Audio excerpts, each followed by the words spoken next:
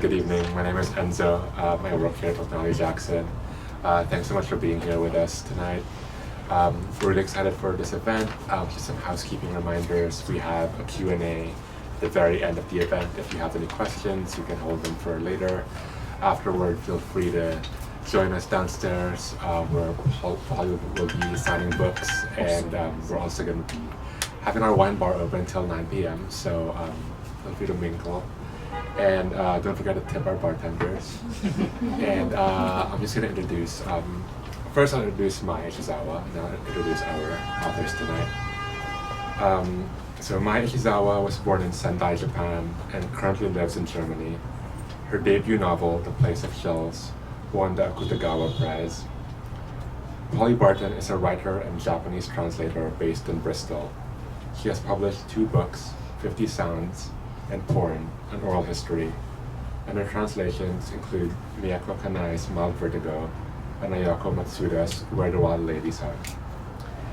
And Liza St. James is a contributing editor at BOM, a senior editor of the literary annual Noon, and a writing fellow in the School of Art at Cooper Union. She is a 2024 NYSCA NYFA Artist Fellow in Fiction. And without further ado, thank you.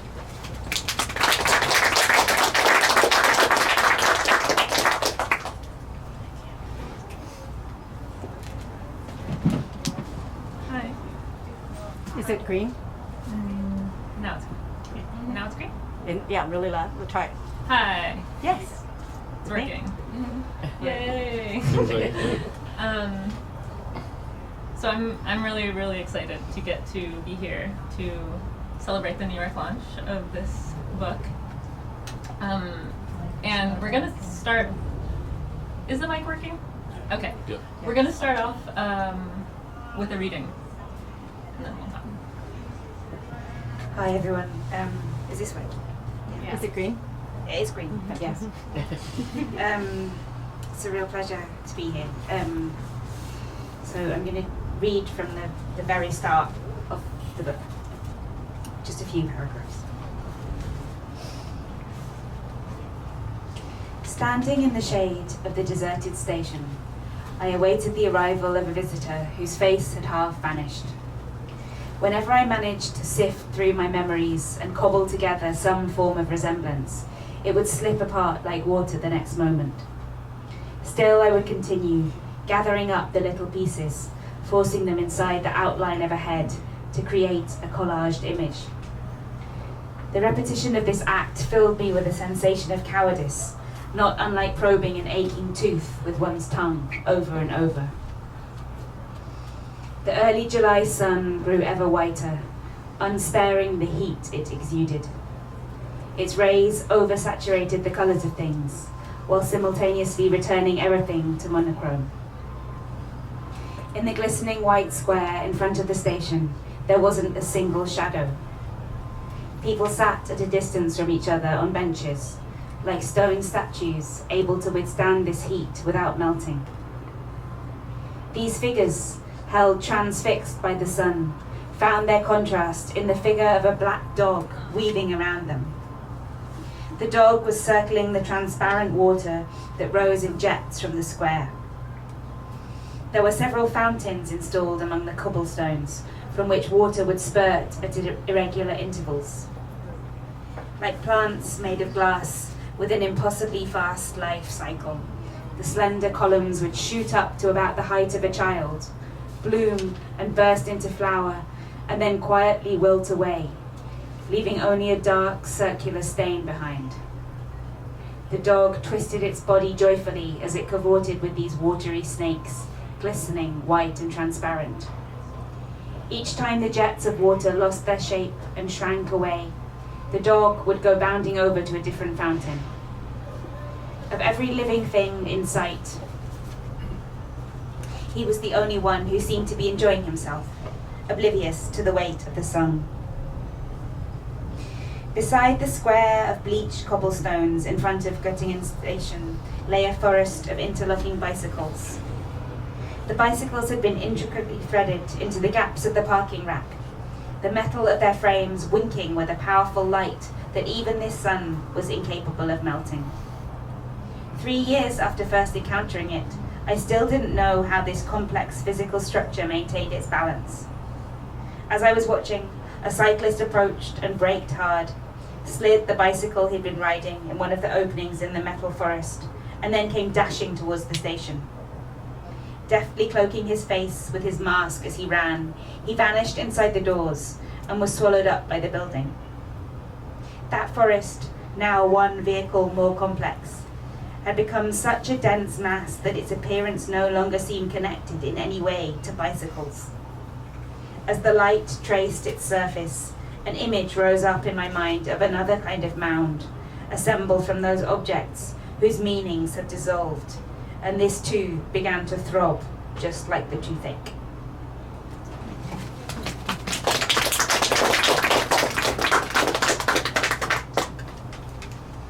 Thank you for that reading. It was a pleasure to hear it, and I think I was especially interested in having Polly read from the very beginning of the book to start, just because this book is about so many large subjects. It takes place during the pandemic, but it's sort of has to do with the 2011 earthquake, tsunami, and Fukushima disaster, and there's just so much sort of grief laden in the prose that I feel like it's very important to hear the prose, and that opening is particularly striking because of the subtlety. And yeah, when we were talking before this, Polly, you were saying that you were describing the moment when you kind of felt like this was a book unlike others. So I wonder if you could share more about like what happens right after this. Yeah, so it's very sort of richly descriptive, slow start. She's waiting for someone at the station and we don't really know what's going on. It's kind of mysterious, and then very subtly it's kind of, well, it's not even subtle, it's just very casually dropped in that the person that she's waiting for is in fact a ghost. But it's not, it's not dwelled upon, and so we were saying you kind of do the literary equivalent of a double take in a way.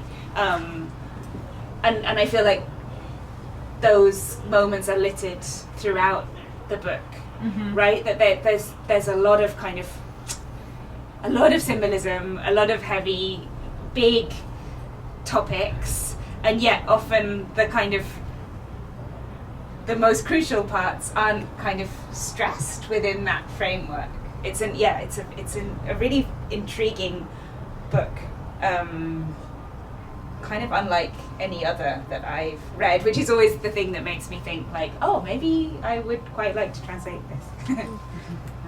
And the dog who we meet in that opening, just to sort of emphasize what you're saying, that dog is actually a dog that the narrator is taking care of, and you find that out later, and the dog ends up being as much of a character kind of as any of the characters, I would say, maybe even one of the main characters. The dog is a truffle hunting dog.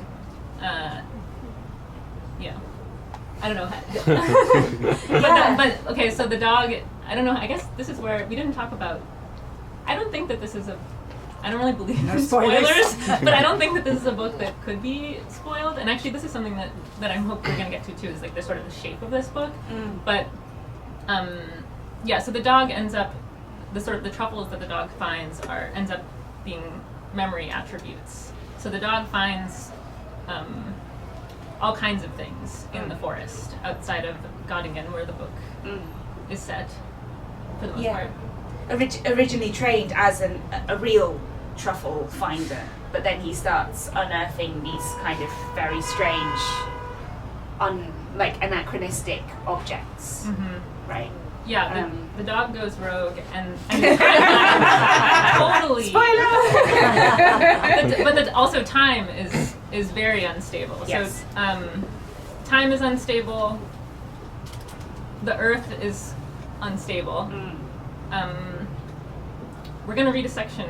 You're going to read a section about the earth being unstable. But before that, I guess we should talk about sort of how much symbolism is in this book. I mean, every single name, so all the characters are named, I mean, the narrator's not named, but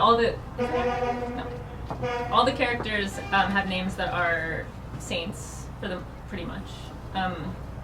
And yeah, every single, just there's tons of symbols in this book. We've mentioned the memory attributes, but you know, each one is sort of symbolizes something for each character. So the dog, and there's this character Ursula who kind of sets up a room in her home that's full of all these memory attributes, kind of like an exhibit. So I guess I'm curious, like, translating this, how much you felt like you had to sort of go down all these avenues of research for all these symbols. Yeah, it's a really good question. And it's something that I think about not just with reference to this book, but with reference to a lot of the projects, fiction projects that I work on. Because obviously it's important to be informed and not to miss references and to sort of understand the subtle allusions that are being made. And I think particularly for me as a translator, because I kind of, the sensory and rhythmical qualities are so important. Like I want to feel like I can feel that, you know, in a kind of a sensory way, as opposed to just a kind of rational understanding. That feels really important. At the same time, I think I'm quite aware of, particularly when I'm working on the first draft, which is a really important part of the process for me, sort of wanting to respond to the book in real time, you know, and my first draft is always really fast and rough, and because I want to capture the pace of what's happening in the original, and so the balance between those two things is quite a delicate one for me. And I think often what I'm doing is, on the first draft, I won't really do any research or very little research, and then somewhere between the first and second draft, around the second draft, that's when the research will come. In terms of this book specifically, actually the first book that I ever translated was a non-fiction book about the tsunami in this particular area, and it was written by a professor, and I was living in Japan at the time, and ahead of me translating it, he took me there, and that was a time when the kind of reconstruction efforts were still stalling in progress, and so I got to see a lot of the kind of,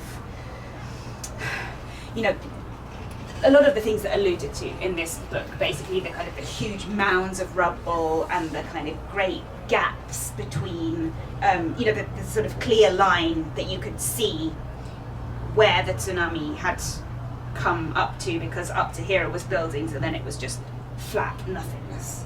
And the book largely consisted of the experiences of people who had gone through that.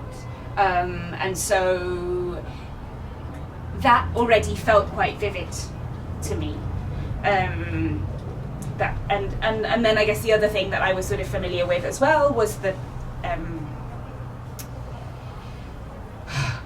art history. I spent a lot of time translating art catalogues, so a lot of that kind of vernacular was also familiar to me. Much less familiar was the kind, and actually I had also lived in Germany, so a lot of these things were familiar, but religious iconography, which is what the protagonist is doing her PhD in, was not. So that was something that I did a fair bit of research into, around the second draft stage, I would say.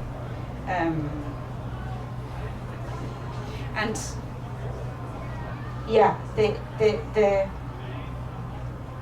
one of the other kind of symbolic layers of this book is the cosmos, and it's set in Göttingen,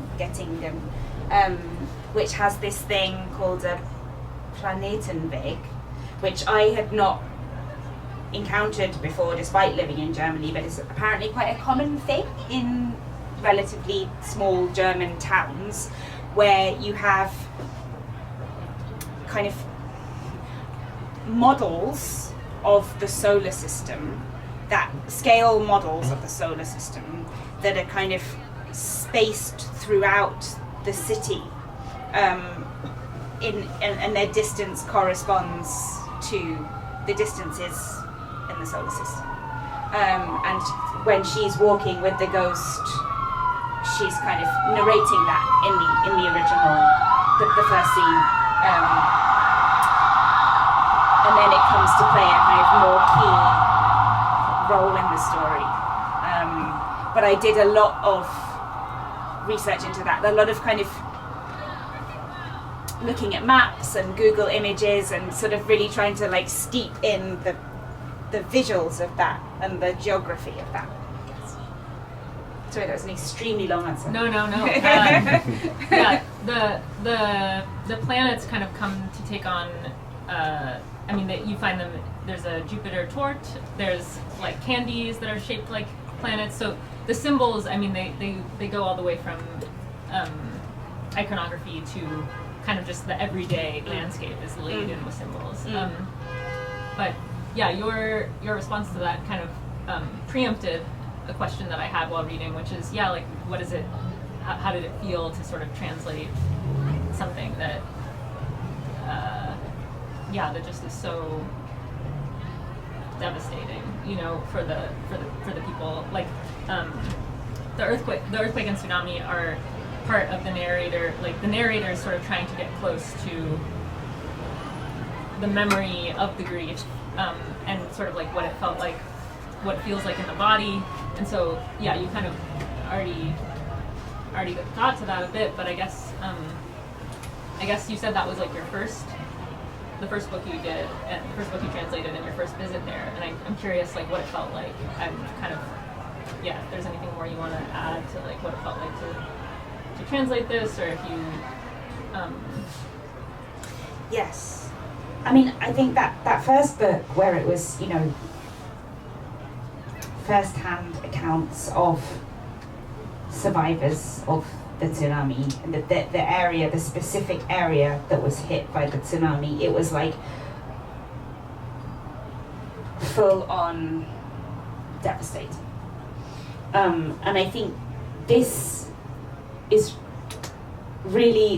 working with this book was really, really interesting for me because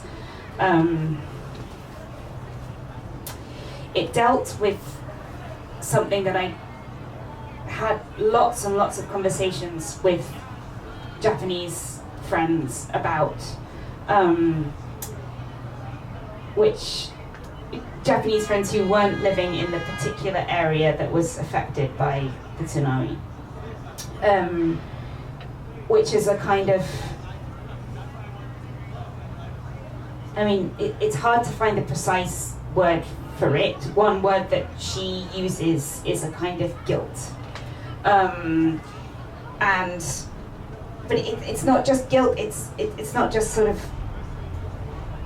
guilt for not having experienced it directly. It's almost this sense that, like, I don't know if I am permitted to have feelings about this, because there are people who have suffered in a terrible, devastating way, and my suffering, I mean, this person, for clarity, the protagonist does come from Fukushima, but was kind of in an inland region, and so she experienced the earthquake, but no one that she knew apart from this ghost, Nomiya, was, you know, lost their lives or was particularly affected by it.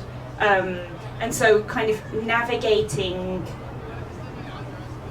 in a way, the book is a journey of her reckoning with that guilt, right? And the reckoning with this kind of the suppressed feelings and the kind of finally, again, spoiler, but sort of ending essentially with her giving herself permission to feel grief, right? That's the kind of the place that she arrives to after all of this.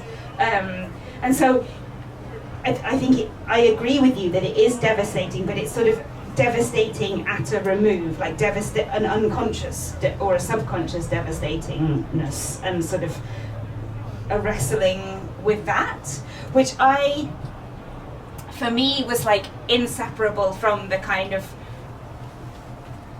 circularity of the narrative and the sentences and the sort of, there would be times when I was translating these sentences and like finding something difficult, and a childish part of me would be like, why can't you just say this in a simple way? Like, why are we going through these sort of motions? And then I would remind myself, oh yes, because this is a description of a psychological state, right, that expresses itself in a very stylistic way that was kind of fascinating to me.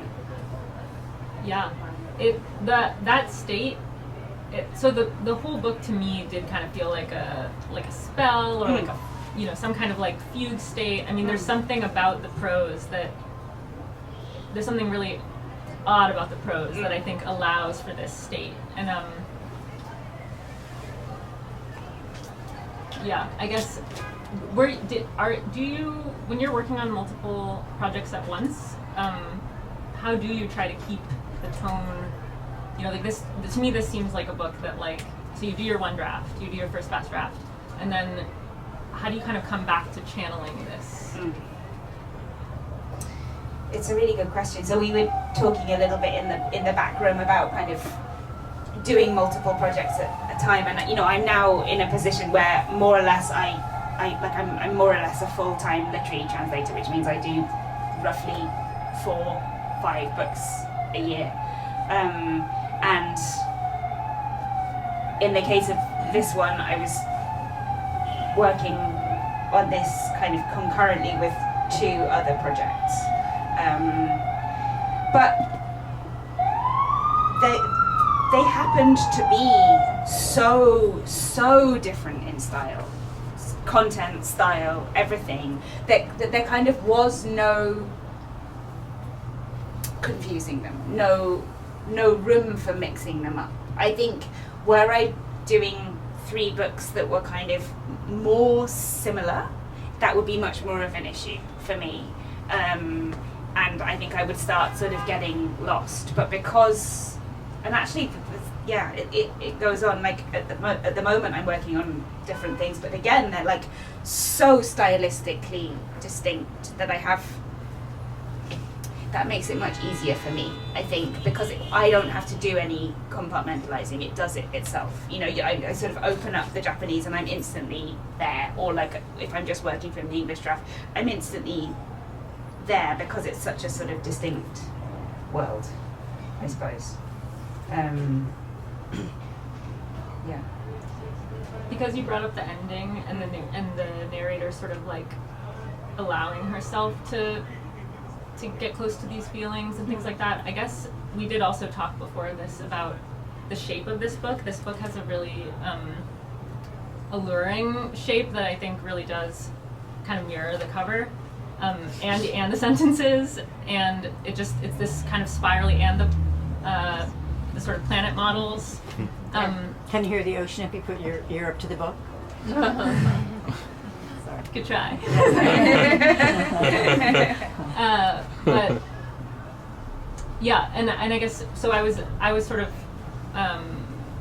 talking about how like a book came out a few years ago called Meander, Spiral, Explode. That was kind of like, we don't need to have the Aristotelian model of like a narrative arc. You can find these shapes and patterns in nature. And I was just sort of asking Polly, like, what are there other books kind of that you feel like this shape reminded you of, or and we were also sort of just talking about the ending and how it's there is like a true ending, I think. So yeah, I mean, I think now that Japanese fiction in translation is so hot, you know, a question that I often get asked is why? Like, why do you think that people are drawn to reading Japanese fiction? And I think there's a number of different ways of answering that question. And it, you know, it depends on what kind of Japanese fiction they're reading. But I do feel that a lot of Japanese fiction that skews towards the literary end is often presenting kind of narrative structures that we don't commonly see in Anglophone fiction. And it, you know, they don't always kind of totally reinvent the wheel. Like we've seen, this is kind of has a cyclical, circular, slightly convoluted structure, but it does have, you know, a kind of cathartic ending that we would recognize in the West as a kind of ending-y ending, right? Whereas other books might have a less convoluted structure but end in a way that kind of will shock readers here. I translated a collection of stories that I worked on by an author called Tomoka Shibasaki, has just come out, and I feel like they are very much playing with the expectations of readers in terms of what a story needs to do in all ways. But before working on those, I worked on a novel by her, which also ends in a way that some people found amazing, some people found incredibly frustrating. My brother was like, I felt really angry with her. But, you know, challenging, right? Like doing things that people feel, I feel like if you are getting angry with an author of a book that you've previously been invested in up until that point, at least it's sort of challenging your preconceptions about what a story needs to look like and this kind of Aristotelian progression. Yeah. Now I need to read that to know. Yeah. I think that's a good sign for reading that. So this writer clearly also cares about translation.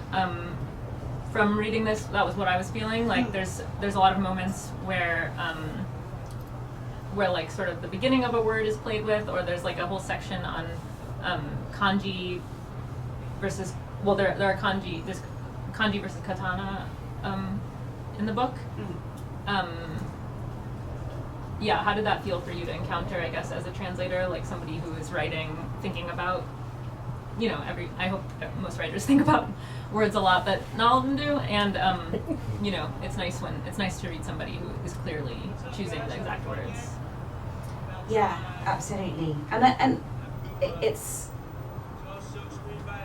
you know, it's relatively rare, I would say, to translate, well, to even to read Japanese authors who are based outside of Japan and like clearly engaging with a kind of linguistic, a totally different linguistic reality in the way that I feel like is analogous to what I was experiencing in Japan, and my sense is that sort of that experience naturally gives rise to considerations about Japanese in relation, you know, German here is functioning as a kind of triangulation point, right, for her to kind of consider the Japanese language throughout history. And I love to see that there is then the question of what to do about that as a translator, because she's very clearly writing about Japanese for Japanese speakers who know a lot about the Japanese language and will understand the differences between kanji and katakana and all of this stuff. And so there's always the question of, within fiction, how much explaining can we do? How I guess the kind of the core judgment is like, how key is this to what's going on and the symbolism? Like, is it worth doing a lot of work to explain it, or is it just a passing reference that actually is probably better elided rather than kind of making a big thing out of, which then gives it sort of significance that it doesn't have in the original text. We ended up, so there's lots of talk about the old Japanese names for German cities. So the kind of before katakana, which is the kind of the alphabet that's now used mostly to represent foreign words. Before that was used for place names, they were given kanji, so kind of ideographic characters, which kind of brought into existence this whole sort of semantic iconography associated with like Dusseldorf or Hanover or whatever, and she's sort of giving examples of that and the stories that she attached to them. And I felt like this was really important to the symbolic universe of the book, but also I really wanted to, if possible, just kind of have those kanji on the page, so for people who did understand them, that they could see them, and even for those who didn't, I think just to kind of give a sense, give some sort of visual element to what you're talking about. So I spoke with my editor Tynan, and he agreed that it was important to have them in. So they're in there, which it's makes me really happy, because I don't think that many editors would have agreed to that, but also, yeah, it's a treat to encounter them, and it does feel really important, I think, in part because where this takes place is a very scholarly, like there's a university there, the Max Planck Institute is there, all these sort of people associated with the university are going to Ursula's house for her Kizakuchin or whatever, and you know, she's hosting them, and they're all sort of gravitated to her for their, I think what's called lexical indigestion by the narrator. So you know, they're all kind of like most of them are not from there. They're sort of meeting through her, and getting to know each other through these sort of odd rituals and, you know, conversations at her house. But so one of the sort of things that she does is hosts a dinner where the theme is shells. So everybody is sort of bringing something that has to do with shells. Madeleines and like wine with a shell on the front on the picture, and so the narrator calls this group the Thursdayers because they go on Thursdays, and so part of one of the parts that I loved the most were these sort of congregations of the Thursdayers, and maybe now's a good time for you to read that. Yeah.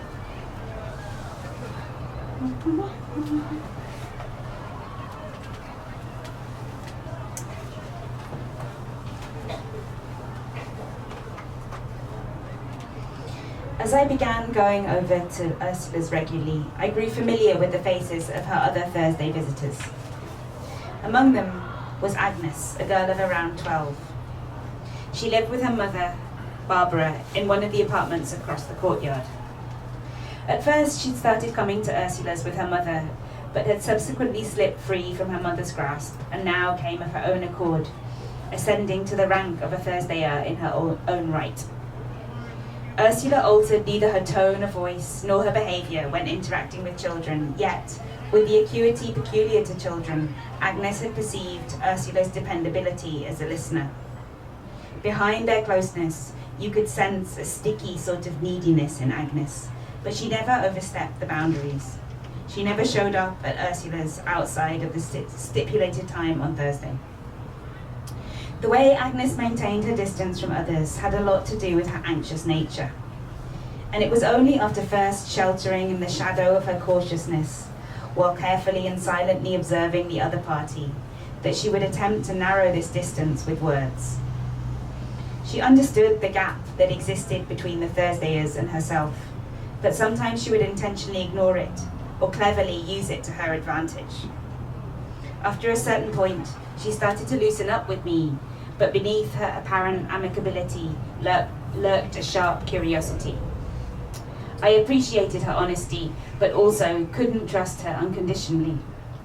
I knew how that kind of forthrightness could become a needle that pierced people as she was speaking to them, without her awareness. In her case, that needle had been stitched inside a particular amusing anecdote. When Agnes found out that I was from Japan, she'd unleashed this treasured story of hers, her trembling lips forming a sniggering, cat-like grin. Last summer, Agnes had gone with a school friend to buy ice cream from a large cafe overlooking the square where the former city hall stood. The ice cream shop was busy in summer, and a snaking line of people would form in front of its doors. Directly in front of Agnes and her friend stood a young couple, a German man and a Japanese woman. The pair stuck their heads out from the line to look at the palette-like array of multicolored ice cream flavors in the window. "What's your favorite flavor?" the man asked the woman. "I like earthquake flavor." A moment later, a burst of laughter flew out of the man's mouth.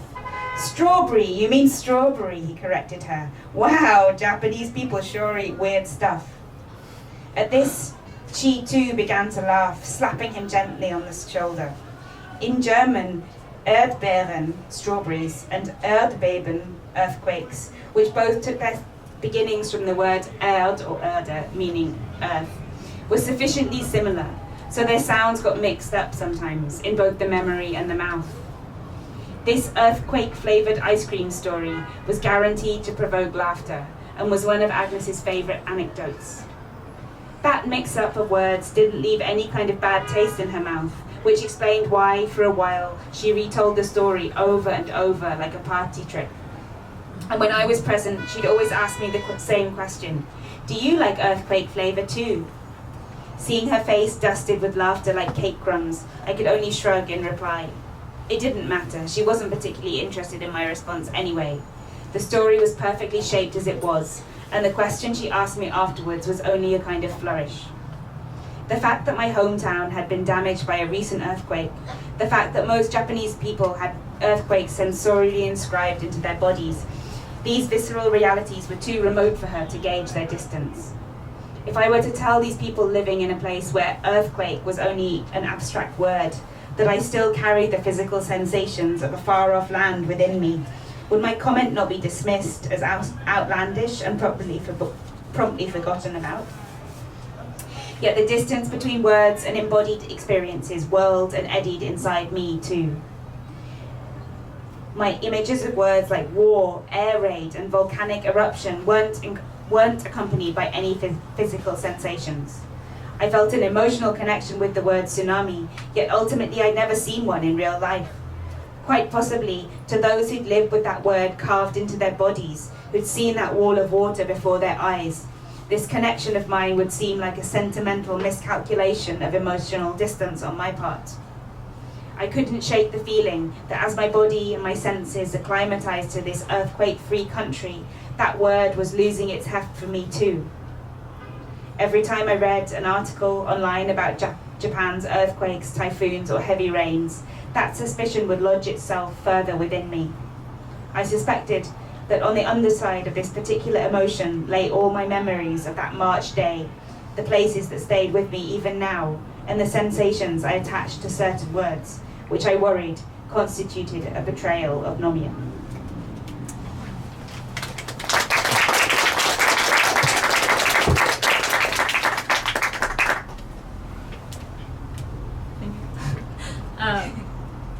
Yeah, hearing you read that reminded me that I was also curious because of how much attention the writer is paying to every, the sort of words and the distance between words and what they're symbolizing.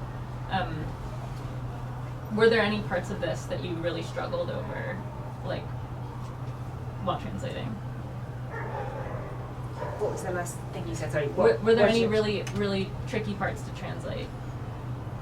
Like, I'm thinking there's a whole sort of passage on the difference between landscapes and portraits of places, for instance. Like, there's all these sorts of, it's very interior, and there's all these sorts of questions that the narrator is thinking about, like, sort of, how do I think about a landscape of a place versus the portrait of a place versus, like, actually I started looking at aerial views, and there's all these sorts of strange moments like that. And I was curious, like, while you were translating, I don't know, it's also a very pattern-heavy book, where, like, because of this sort of shape of the spiral, and because of the planet model, they're all sort of going on this pilgrimage, because of how cyclical it is and all those sorts of things. Was there anything that you felt like, oh, actually, I want to go back to all the instances of that word and redo it, or anything like that kind of, I know it's a little while ago, so. Yeah, there was actually so much in this book that I really struggled with. There's a huge amount of repetition in the Japanese. I mean, Japanese readers, Japanese is a language that permits more repetition than English. So that's always a thing when you're translating into English, that do we leave this repetition? Do we shake things up? Like, how to respond to that? But in this book, it felt particularly difficult.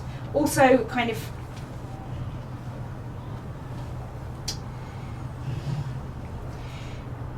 I would say that there's a lot of use of, like, a lot of talk about time and space and the layering of time and space, the layering of different times, and a lot of the kind of vocabulary around seeing and hearing, where eyes and ears are used sort of symbolically to mean seeing and hearing. Like, all of that is much less marked in Japanese than it would be in English, but within the book it's like carried to a point and repeated to a point where it does become quite marked. But to translate that literally into English, it would make it really very strange indeed, in a way that it isn't in Japanese, and yet, within this sort of symbolic universe and sort of talking about the severed parts of saints and icons a lot, sort of there's severed breasts and eyes, so this kind of talking about eyes and ears is not unrelated to that. There was just this constant question of, like, how to manage that, sort of walking the tightrope, I suppose, between wanting to stay faithful to that symbolic universe, but not wanting the English to become sort of overly laboured or unreadable in a way that the Japanese isn't. That's really interesting, because one of the things I was marking as I was reading was all the faces that appear. Oh my gosh, yes. So there's, like, yes. A face surfaces amid a patch of land or the town inside the frame.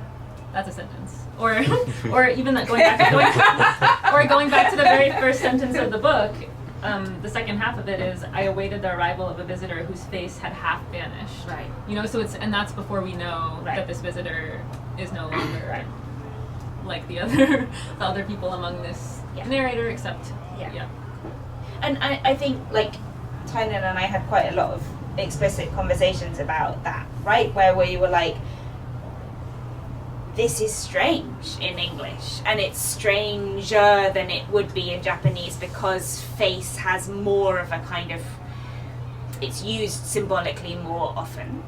But I think particularly with that first line, the half-vanished face, it felt really important to have it there, even if that meant that it was a slightly more odd sentence in English than it would be in the Japanese. Because some kind of metaphorical resemblance or whatever wouldn't quite be doing the ghostly work that I think needs like that's we don't understand it at the time when we first read it, but when we look back it's like, oh, that's because he's a ghost, and I think we need to sort of have some of that there, you know. But it is this constant process of sort of weighing things up, and you know, this is always true for me with translation, of sort of accepting that you're never going to get it all right, you know, sort of tick all the boxes, that it is a process of compromise, and I think with this book that felt particularly clear. Because symbolically there's just, and linguistically there's so much going on, and you sort of have to prioritize is a horrible way of putting it, but you sort of have to get clear what is most important in this particular scenario. Mm-hmm. Yeah, I mean, there's tons of metaphors in here, and that is what a metaphor is. Yes. It's like that compromise, basically. Yeah. But on the note of the ghostly work, I think that's when we maybe go to questions. Ghostly work.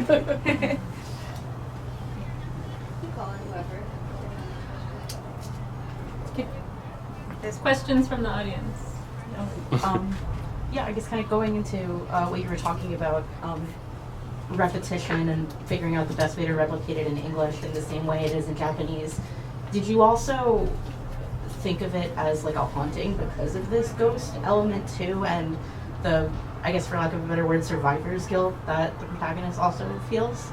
Like was that another element that you were thinking of when you were trying to figure out how to render that in English, or? The repetition kind of marks a haunting in a way. No, but I love that.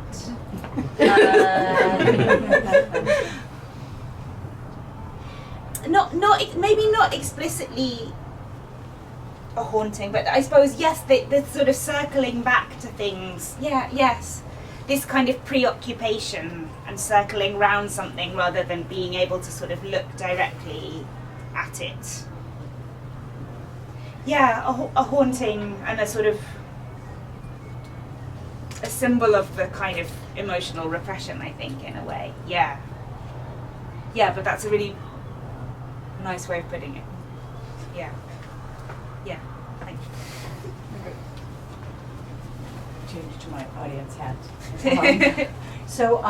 I lead the International Literature Book Club at McNally Jackson, Mhm. and we did a series of Japanese novelists, and we read Mild Vertigo. And I was wondering if you would speak to, for example, the titles in the book, like the title of that is so perfect for that book, and this title, and how the relationship to the translation of the titles, and which, you know, does so much to draw an English audience in. Yeah, thank you for that. And it's a wonderful translation, by the way. I recommend it to anyone. Mild Vertigo is like incredible. Thank you. Yeah, both of those titles presented challenges, I would say, to translate. Sometimes titles more or less just translate themselves, and I would say with those two, that was not the case. So actually, before I had a contract to translate Mild Vertigo, there was an article in the Paris Review which mentioned Mild Vertigo and already discussed how the title should be translated. And that someone had written an article about it, and they'd initially translated it as I'm going to get this right, light dizziness, but then revised it to be faint vertigo because they felt that it was a reference to Roland Barthes and Hitchcock. Yeah. And that I read that and it really, really stressed me out. I was like, how on earth am I going to do this, and what should I do? And I resolved just to sort of not think about it. And then as I was translating it, it sort of came to me that the word meaning light, it needed to have a kind of medical ring. You know, like it needed to be, okay, this is something that could be a medical condition if it was the terminology. severe. Yes. Yeah, but it was, you know, so it wasn't faint and it wasn't like, it was mild, you know, and that became quite obvious, and mild dizziness doesn't work, so mild vertigo kind of came to me, and then I felt quite sure in that. The original Japanese title of The Place of Shells is we had a super literal placeholder for a while, right, which was something like the road to which the shells lead. And I think we knew that like there was no way that it could be that, but kind of neither of us felt comfortable like simplifying it, so it kind of stayed like that for a while. And then I can't remember how it happened, but we sort of, given the content of the book, kind of came to the feeling that Place of Shells really worked within that kind of symbolic universe. I remember having a conversation with Tyson on the phone where we talked for about 10 minutes about whether it should be or the.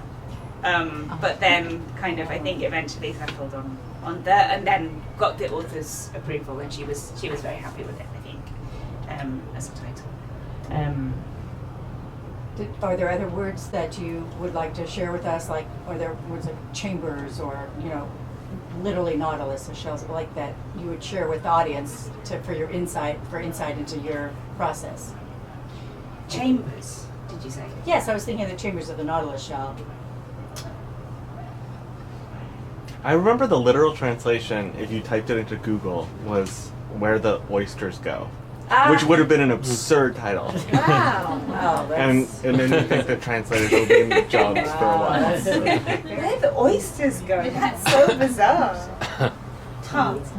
Because the word in Japanese does not mean oysters, so Google is doing something. Yeah. And at their shell dinner, they do talk about like different kinds of shells. Yeah, they do. And Okay. sort of Yeah. go into some of the terms that might come up. I can't from wait to read it. different shells. Yeah. But that is something that I was curious about too, is your correspondence with the author. Like, were there other places that you kind of I wasn't No, actually in correspondence. touch with her at all, and haven't been. Huh. And would really like to meet her, but no, we weren't in touch. Yeah, that kind of went through the publisher. Yeah. Oh, thank you. Hi. Hi. Hi, Polly. Hello. I had a question. A lot of the sort of emotions that you were describing, like survivor's guilt, really reminded me a lot of some like third generation Holocaust books that I've read about Germany, where you know the grandchild of a Holocaust survivor is going to Germany and feels like triggered by some things and sensitive, just as you're saying about this narrator, sort of like words mean something to them that they don't to other people there, but at the same time they're aware that they are not actually the person who experienced those things, and they also feel kind of like imposter in a way. So I found that really interesting to hear about that experience of Göttingen from like a totally different perspective, but so similar in many ways. And I was wondering, and sorry, I came here late, so this question may have already been covered, but like, how the place of Göttingen kind of is apparent, like how that functions in the story. Yeah, thank you. That's a really great point, and it's in there, right? She talks a lot about. There's a point towards the end of the book where the city starts kind of slipping back in time, and we are going back to kind of bits of Nazi Germany, and she talks about the Steppenstein, and the way that this is another question, right? With this sense of like monuments and how we mark history, and how it's dealt with in Germany as opposed to in Japan. So that's very much in there. The train station that we kind of see at the start comes back again, but it's in a previous time. Yes. Multiple times, I think, actually, and there is a character too. I mean, there's so much. This book is it's a slim novel, right, but there's so much. It's like we could actually. Yeah. But yeah, there's a scientist who comes back, Tarada, who is a scientist, and he was there before then. But like basically, we're going through a bunch of different time periods. Yes. And she goes on a walk and she starts sort of smelling smoke, and it turns out that it's from the book burning. And we've gone back in time. So yeah, she's very much aware of that parallel, but yeah, I really appreciate you bringing that up.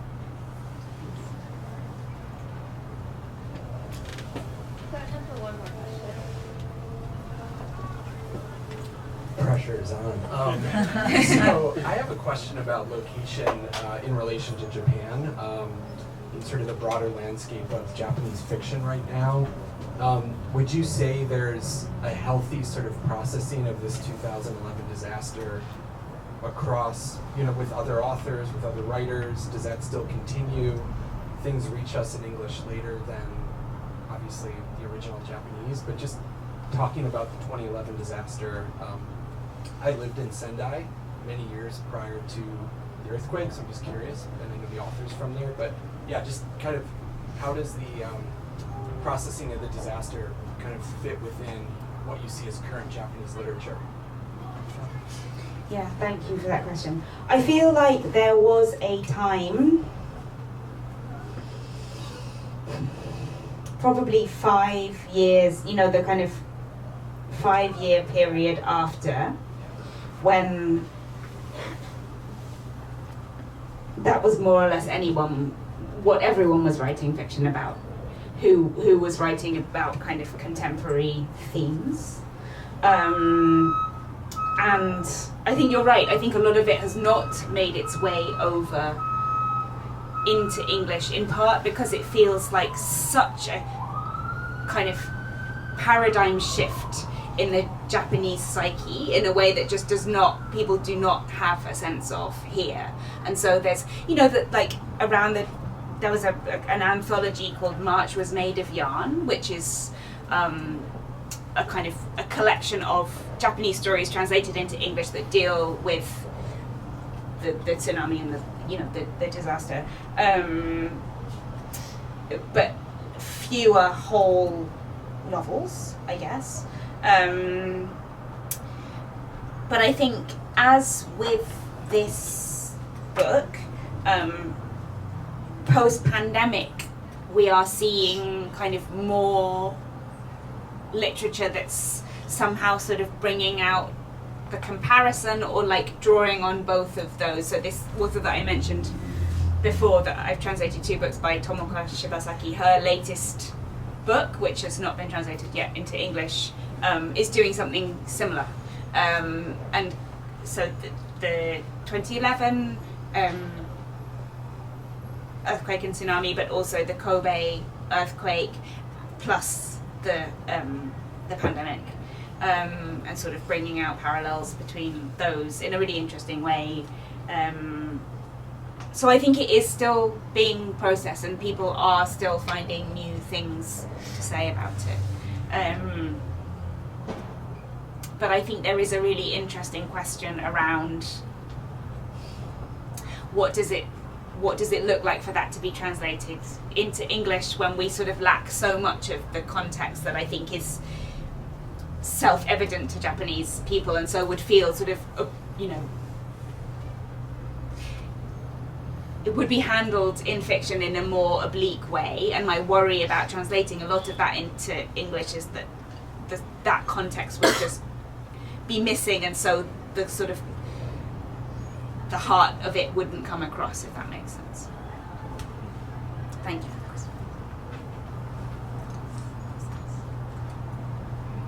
Wow, well, thank you everyone for coming tonight. That was another round of applause.